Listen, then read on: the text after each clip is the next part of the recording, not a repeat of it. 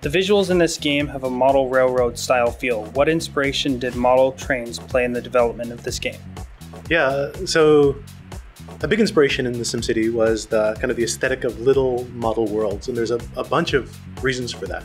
One of them is I just think it's a really beautiful look, so part of it is just sensual. It's just, that's the aesthetic that I thought would be moving and would be beautiful. But another part of it is more conceptual. If you look at how model makers compress and stylize the buildings that they make in their model worlds, you'll see that they're stripping out a lot of the stuff that's really boring. So compare a real warehouse space, for example, in the real world, like at the Port of Oakland down the road here, to one that you see in a model railroad landscape, and you'll see that all the boring stuff has been elided, and you're left with only the interesting pieces, loading docks, and you're left with places where trucks pull in, and you're left with the stuff that does stuff, and you're left with the stuff that's interesting to look at. And so I was really inspired by the way that those guys, who've been doing this stuff for years, for a century, abstract and simplify and kind of crystallize what's important about a given element, a factory or a house or a bridge or whatnot, and reduce it to the things that you care about, as a viewer. So that's a big chunk of the inspiration. How have advances in technology since the last game opened things up creatively for the team with this game?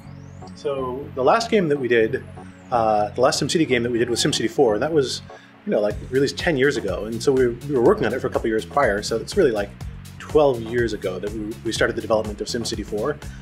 And I mean, 12 years in computer time, we're talking about Stone Age, really. So when we did SimCity 4, 3D hardware was just in its infancy. So we had no way of making a fully dynamic 3D environment that you could just move through, where everything in the game was alive. So with SimCity 4 and SimCity 3000 that I was the art director on as well, and even SimCity 2000 that I worked on, well, Sega Saturn port, that counts. We had to do sprites. We basically had to have like a little paint engine that would put down sprites and then stack the sprites in the right order. And you couldn't really afford to touch those sprites in the rendering because redrawing them all was really expensive. So we kind of like cache the whole screen and then just give you the static page of sprites, and then we do little dirty rectangles to show you where stuff was moving. This new SimCity, we're taking advantage of modern graphics hardware. So you can fly in, you can go down to ground level, look around. We can render 10,000 Sims walking around. We can render thousands of cars, forests going off to the horizon, and it can all be live. We can dynamically move all these things. So factories of animated parts, and you can see that they're working because all the animated parts are doing stuff. So on the graphics side, it's night and day. The world's moved on tremendously since the sprite engines that we had to use in SimCity 4. And then just in terms of the CPU horsepower we can bring to bear, previous SimCities really had to optimize on what the simulation could do. We were limited in the complexity of the simulation and the depths of the simulation.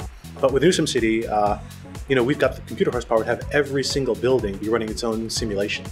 Every building knows what it is, it knows what it needs, it knows what it does. It reacts to all the other buildings around it by, sending cars and sending people and taking power and generating power and writing to maps.